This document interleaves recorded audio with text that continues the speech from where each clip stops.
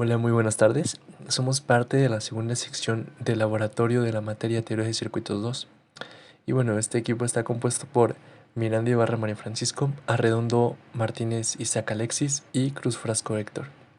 Este videoreporte es en relación con la práctica 3 llamada Circuito RC.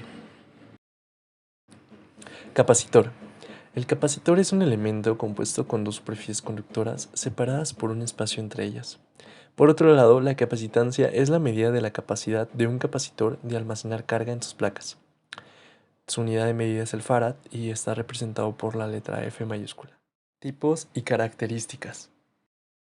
Electrolíticos. Tienen el dieléctrico formado por papel, impregnado en el electrolítico. Siempre tienen polaridad y una capacidad superior a 1 microfaradio.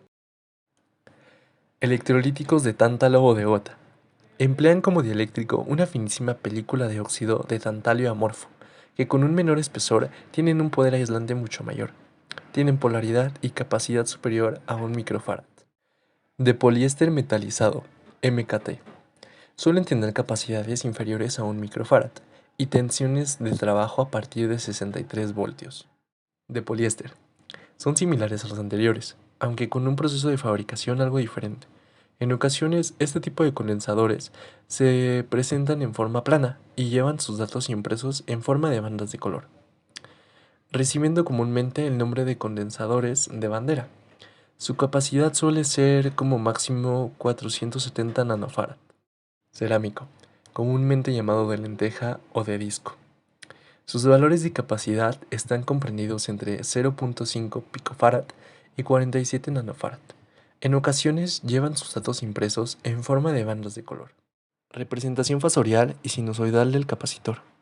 La relación voltaje-corriente en un elemento capacitivo resulta del modelado del fenómeno de la capacitancia eléctrica. Lo anterior resulta en una ecuación de la fórmula mostrada en pantalla.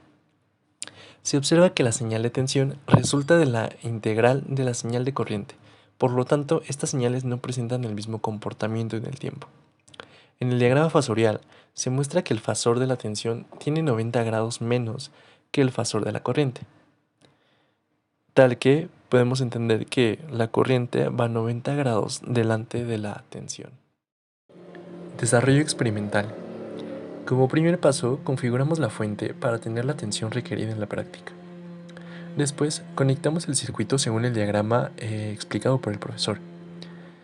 Como tercer paso, obtuvimos los valores de tensión pedidos en la práctica con ayuda de nuestro multímetro.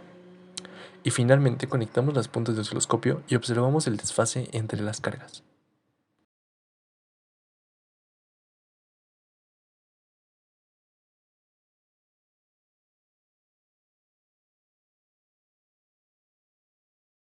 Observaciones. Yo y mi equipo verificamos la relación en tensión que hay en las cargas con ayuda del osciloscopio, viendo así su desfase. Conclusiones. Lamentablemente yo tuve que retirarme momentos antes de proyectar las señales en el osciloscopio.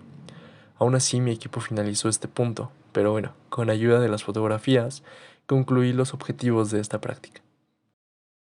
Cuando el voltaje varía y la resistencia se mantiene constante, la intensidad de corriente tiende a ser más agresiva debido a que como la resistencia es menor, cada vez más el flujo de electrones aumenta, y si a esto se le agrega la fuerza de empuje, el resultado será que el circuito esté más energizado. Considero que se cumplió con el objetivo y al igual que pasó con la segunda práctica, lo realizado en esta se facilitó un poco más gracias al tiempo que llevamos trabajando con el osciloscopio y al mejor manejo del mismo.